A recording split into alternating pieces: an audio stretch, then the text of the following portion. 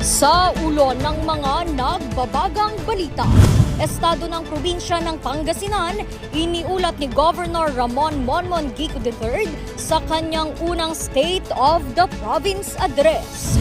Iba't ibang beach sports sa Pangasinan isinusulong. Kampanya para sa mental health at kapayapaan sa Ilocos Region tinututukan. Lovebirds kinahihiligan ng isang empleyado sa Baguio City. Pag-aalaga nito, alamin. At mga nagagandahang kalahok ng Limgas na Pangasinan 2023 ipinakilala na.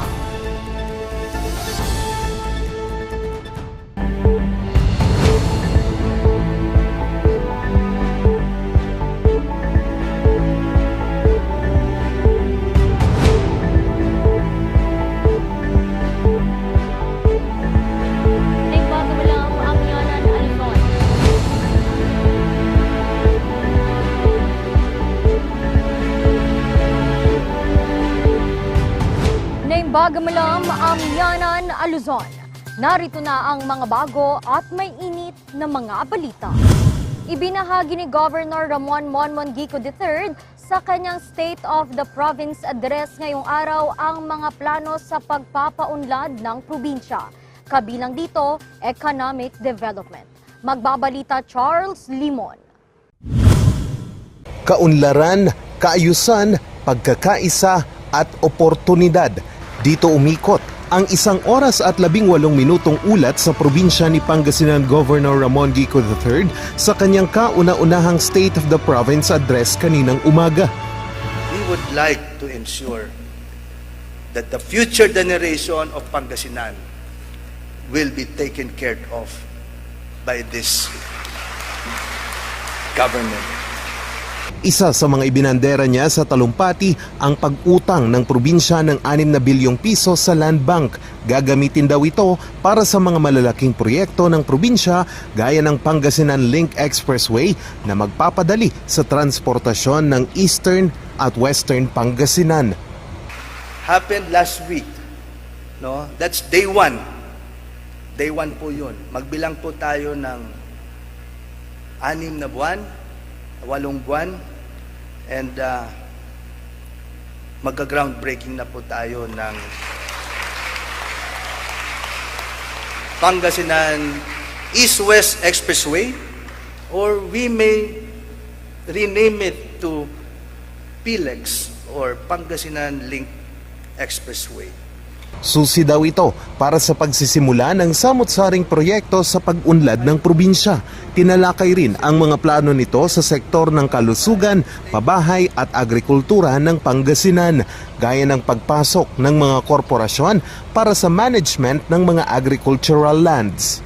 We initiate the concept of corporate farming to increase production and income of 97 farmer cooperators covering 66.23 hectares, because we want to guarantee the highest possible gate price for their products, and we intend to increase our coverage from 66 hectares to 1,000 hectares and help more farmer families.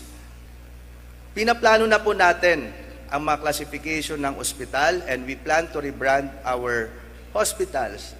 Lahat po sila magiging Pangasinan Provincial Medical Center. So kung saan sila nakatayo, magiging Lingayen, Tayug, Urdaneta, Mga Tarem, Bolinao, Manawag, no? Umingan, etc. etc. Iniulat rin niya ang malaking kontribusyon ng maigting na kampanya kontra droga sa pagbaba ng krimen sa probinsya at pagbibigay atensyon sa provincial jail. It reported that compared to 2021, the crime incidents decreased by 16% in the province in 2022. This is a higher decrease than the 12% decrease in the entire Region 1. So we care enough and we care so much about peace and order. We believe that so many programs are anchored and will be a result of a very peaceful and stable province. Isa din sa kanyang mga iniulat ang pagkakaroon ng master plan para sa development ng probinsya. Dito, mas matitiyak ang mas organisadong pagtupad ng mga ito. Importante, nakaplano po lahat ito. Meron po tayong mga napakaganda pong mga initiatives at master plan development dito po. Ayoko na pong sabihin dahil marami pong speculators, hindi po tayo maka-expand. But what I can assure you is that the province is going towards a master plan development, no? Pauunlarin din ang industriya ng asin. And if we can multiply our salt farms, I think that's one strategy that we have to undertake, especially in Pangasinan. We cannot supply 100% of our needed salt. With this vision, we will provide thousands of jobs and we ensure that we will supply. We will be again the largest supplier of one product, and that is salt. Hinikayat naman ng gobernador ang pagtutulungan ng bawat isa para sa pagkamit ng mga nasabing plano at pag-unlad ng probinsya. Charles Nicolimon para sa Luzon Headlines. Naging makulay ang unang araw ng selebrasyon ng Langay Festival sa Mountain Province. Ang kanilang pagdiriwang, malaking tulong daw sa komersyo ng probinsya. Magbabalita Jose Robert Inventor. Suot ang mga tradisyonal na mga kasuotan. Nagsama-sama ang mga residente ng iba't ibang bayan sa Mountain Province sa Civic Parade patungo sa Provincial Plaza sa Buntok, Mountain Province. Parte kasi ito ng selebrasyon at pagbubukas ng ika-16 na Langay Festival at ika-86 na founding anniversary ng probinsya. Pagkatapos ng parada, nag-alay rin sila ng tradisyonal na dasal na pinangunahan ng Indigenous Peoples Mandatory Representative o IPMR ng probinsya. Samantala, nakalatag na rin ang iba't ibang mga programa ng nasabing pagdiriwang ngayong taon. Kabilang na riyan ang agri-industrial trade na binuksan ngayong araw. Tampok dito ang iba't ibang produkto ng probinsya mula sa iba't ibang bayan. Kasama rin sa pagdiriwang ang ibang aktibidad gaya ng Langay by the Streets, Search for Mr. and Miss Mountain Province. Inaabangan na rin ang street dancing at street chanting parade na isa sa mga highlight ng nasabing pagdiriwang. Ang Langay Festival ay pagdiriwang hanggang sa ika-5 ng Abril. Jose Robert Inventor para sa Luzon Headlines. Pinahihiligan naman ngayon ng isang trabahador mula sa Baguio City ang pag-aalaga ng lovebirds. Silipin kung paano niya ito inaalagaan sa kwento ni Jose Robert Inventor. Higit 8 taon nang nag-aalaga ng mga ibon si Victor. Madali at hindi mabusising alagaan kasi ang mga ito. Mas madaling i-maintenance kumpara sa ibang hayop. Mas madaling alagaan. Unang-una is stress reliever, saka pang-relax din sa mga matatanda kung may gusto mag-alaga. African eye-ring, kakatel at parakit ang ilan sa kanyang mga alagang species ng lovebirds. Yun lang, dahil sa malamig na klima ng lungsod, hindi pa rin maiwasang magkasakit ang mga ito. Unang-una, sipon, saka yung sa mata niya. Kaya tinitiyak niya ang pagbibigay ng tamang sustansya sa mga alagang ibon. May nilalagay kami ng vitamins para sumigla po sila. Payo niya din ang pagkakaroon ng malawak na kulungan. Mas maganda po pag mas maluwag yung area na paglalagyan para mas safe sa mga hayop tulad ng mga pusa, aso, para hindi po nila makain yun. Isa kakati. Nakikita siya sa bundok, sa mga Palawan, gano'n. Naman, kahit saan, Jose Robert Inventor para sa Luzon Headlines. Ang bahaging ito ay hatid sa inyo ng King's Vita Plus Animal Feed Supplement. Alagang King's Vita Plus, kikita ka na, aasenso ka pa. Susunod, iba't ibang beach sports sa Pangasinan isinusulong. Yan at iba pang mga balita, abangan!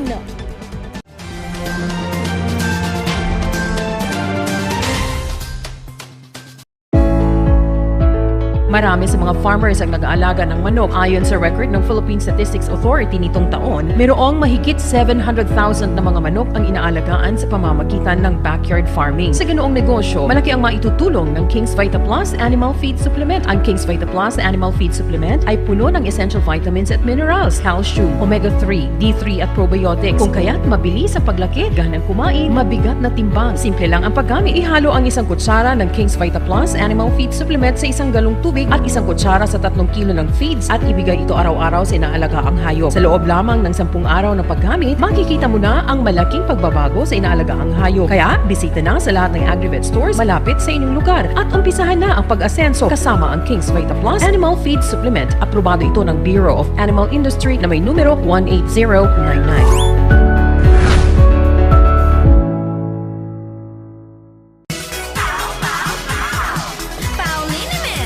Masakit ba ang likod, ang kasu-kasuan? Namimitik o masakit ang iyong kalamnan?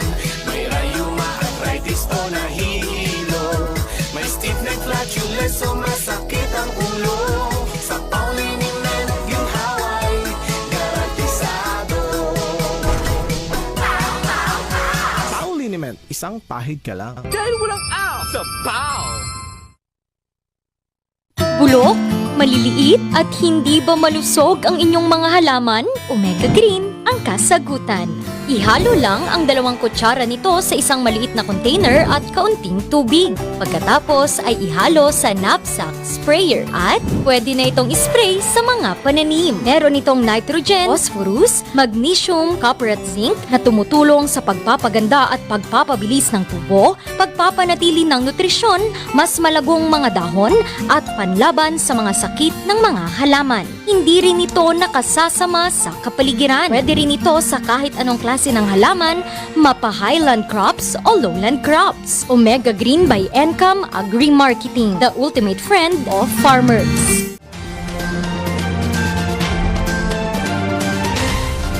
Tara naman at bisitahin ang dalampasigan ng Lingayen, Pangasinan kung saan ginaganap ang Ladies Beach Volleyball Tournament para sa Pistay Daya 2023. Narito ang report.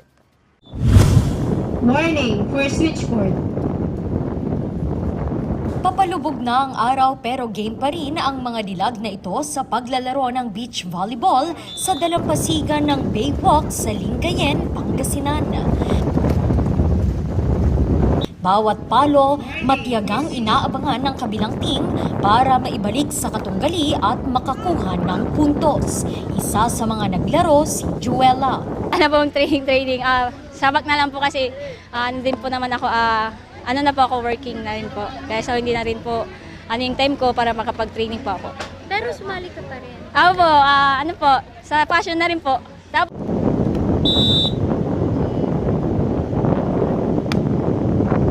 Hindi naman hadlang na walang gaanong dagat sa Pusurobio na maaring pagsanayan ng isa sa pambato ng bayan na si Sonia. Training kasi namin parang dayo-dayo na lang ganun na kakalaruin namin kahit lalaki para ma-improve pa namin kung ano yung mga kahinaan namin. 21 sa 44 na bayan at lungsod sa probinsya ang nakilahok sa palaro. Sa pagsusulong ng mga beach games sa probinsya, target nilang magkaroon ng pambato ang lahat sa susunod na taon. We can invite the national player from Manila, especially the UAAP players and the ECAA. We started this year, 2023, and maybe by next year, dadami po ang team na kasali. We are expecting that all towns in Pangasinan will be participating this kind of event, ma'am. Ang ganitong mga sports ay makatutulong din daw sa promosyon ng nagagandahang mga dagat sa probinsya ng Pangasinan. Randy Guzman para sa Luzon Headlines. Isinusulong ngayon sa Ilocos Region ang iba't ibang programa para sa mental health at kapayapaan. Magbabalik sa report, Charles Limon. Sa pangunguna ng mga opisyales ng pamahalang panlalawigan ng La Union, bumuo ang probinsya ng isang grupo ng mental health advocates. Layon nito na maipaalam sa mga Ilocos ang kahalagahan ng mental health. Dumalo sa paglulunsad ang iba't ibang sektor sa probinsya para makibahagi at sumuporta sa nasabing adhikain. Ang mga lumahok ay nabigyan ng libreng modules at training kung papaano tulungan ang mga taong nakakaranas ng depresyon. Nagpasalamat naman ang Provincial Health Office para sa dagdag na kaalaman tungo sa mas malalim na pag-intindi at pagresolba sa mga mental health problems, pagpapabuti sa serbisyo publiko at pagpapanatili ng kapayapaan at kaayusan sa Ilocos Region. Ito ang hamon ni La Union Governor Raffy Ortega David sa panunumpa niya bilang chairperson ng Regional Peace and Order Council ng Region 1. Kasama ng gobernador sa konseho ang mga co-chairperson gaya ni Police Regional Office Region 1 Regional Director Police Brigadier General John Chua at Commander ng 702nd Brigade ng Philippine Army na si Brigadier General Krishnamurti Mortela na kinatawan ng 7th Infantry Division. Pinangunahan ni DILG Region 1 Director Agnes De Leon ang panunumpa.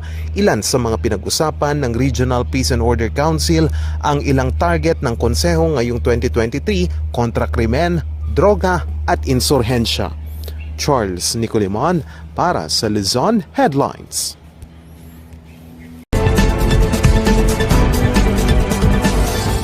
Pag-uusapan natin ngayon ang Senior Citizens Act o ang Republic Act 9994 o ito yung tinatawag na Expanded Senior Citizens Act of 2010. Basically, alam na natin yung concept ng Senior Citizens Discount at ito ay ina-apply sa lahat ng service establishments o kaya medicines and groceries na ina-avail ng ating senior citizen. Pero ang tanong, ang funeral and burial services for senior citizens ay pwede bang mag-apply yung 20% discount? Ito ay isang desisyon na dinesisyonan ni Associate Justice Salamera na sabi nito ay ang senior citizens discount ay applicable sa funeral and burial services ng mga senior citizen. Ito ay nangyari sa Cagayan de Oro at hindi nagbigay ng senior citizen discount yung funeral parlor na kung saan inilatag yung bangkay ng isang senior citizen. Because of this, nagpunta yung heirs, yung manaiwan sa Regional Trial Court upang i-question yung failure of the funeral home to give senior citizen discount. Sabi ng RTC, hindi mag-a-apply yung senior citizen kasi wala na yung senior citizen na mag-a-avail ng services. No, ito yung Price Gardens Memorial Park. At sabi niya, since wala na yung senior citizen, then hindi na mag-a-apply yung 20% discount. Sabi naman ng RTC, tama yung kumpanya. At yung Republic Act 9994 only mentioned the services of purchase of a casket or embalming, hospital morgue, and transport of the body to the intended burial site. Pero yung services, hindi ho kasama dyan. Yung services, meaning yung wake, hindi daw kasama yung 20% discount. Ito ay dinala sa Korte Suprema at ang sabi ng Korte Suprema, yung senior citizen discount of 20%, hindi lang applicable sa autopsy or sa embalming, yung mga services na pagbigay ng casket at yung pag-transport ng body from the hospital to the morgue. It also includes yung services, funeral and burial services, ang scope ng 20% discount. Sabi ng Korte Suprema, burial no, is understood to pertain to any service offered or provided in connection with the final disposition, entombment, or interment of human beings. So, all catchphrase daw yung burial na yan. And hanggang mailibing, lahat ng klaseng services can be availed of by the family of the senior citizen. Sabi nila yung burial service, lahat ng serbisyo in connection with the death, no? Final disposition, entombment, or interment of the human remains of the senior citizen. Kahit yung implementing rules ng Republic Act 9444, sabi niya that kasama rin ang services doon sa 20% discount.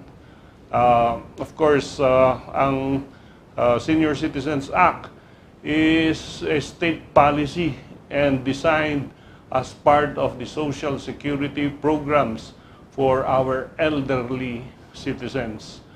And of course, death may be the end of one's life, but from the perspective of those left behind, there are things that survive a person's demise or a person's death. So, yan po ang latest decision ng Korte Suprema tungkol sa funeral services. Susunod, mga nagagandahang kalahok ng Limgas na Pangasinan 2023 ipinakilala na. Ang detalye abangan sa pagbabalik ng Luzon Headlines.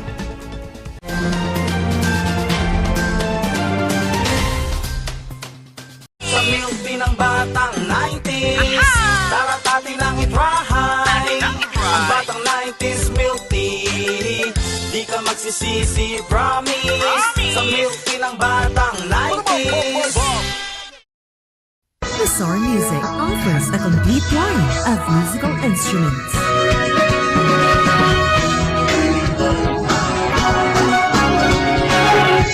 Bizarre Music, Baguio's pioneer in online music and art lessons.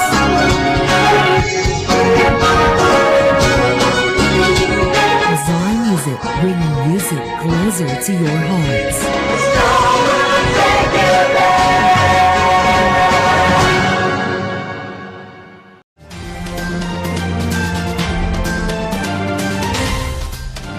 Ipinakilala na kahapon ang mga maglalaban-laban para sa korona ng Limgas na Pangasinan 2023. Ang makakapag-uwi ng korona, direktang magiging kinatawan ng probinsya sa national pageant. Narito ang kwento.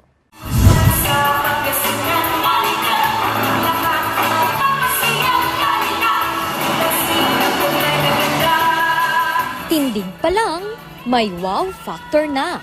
Sila ang 25 naggagandahang binibini mula sa iba't ibang bayan at lungsod ng Pangasinan na maglalaban para sa korona ng Limgas na Pangasinan 2023. We want to showcase who the province is, how beautiful the province is, and what can the province do as a great province in our nation. Competition within the province, yet we all consider you as winners already. Tema at inspirasyon ng pageant, ang prinsesang Seorduhan na tinaguri ang Warrior Queen of Pangasinan. Pageants like Limgas serve as a celebration of diversity and inclusivity, which is timely because our theme for this month is Women's Month. Beauty pageants provide a platform for women to develop their character and showcase their talent and intelligence. Not only that, it will give our towns and our province the opportunity to showcase our culture and heritage. And I believe that Miss Drag is an amazing platform to help my community because we women are very strong, we are wise, and we are very kind-hearted. It's about me is Number one is I'm a very sanguine person. Kung 15 minutes na makausap ko si Governor na kami lang, i-brought up ko sa kanya yung topic about sa youth na teenage pregnancy. Gaya ni Urduha, matapang na sinagot ng mga kandidata ang mga katanungan mula sa media. Successful time management using, especially right now, I'm a student and joining a beauty pageant. Ayon sa First Lady na siya ring tumayong chairman ng pageant, 2 sa mag-uuwi ng mga corona ay direkta ng magiging kinatawan ng probinsya sa 2 national pageant. From Alto Bergo, 22, Alameda City! For the first time in history, the provincial government of Pangasinan has partnered with Miss World Philippines organization, providing our Limgas winners the opportunity to automatically compete at the national level and hopefully, God willing, the international stage. More particularly, 2 of the major titles this year's Limgas will be crowned as Limgas World and Limgas Grand International. Ang Grand Coronation Night ng Limgas na Pangasinan 2023 ay gaganapin sa April 29. Parte ito ng isang buwang selebrasyon ng Pistay Dayat ng probinsya. Randy Guzman para sa Luzon Headlines. At yan ang mga balitang nakalap ng Luzon Headlines ngayong araw. Muli, maraming salamat at magandang araw sa ating lahat. Happy Monday!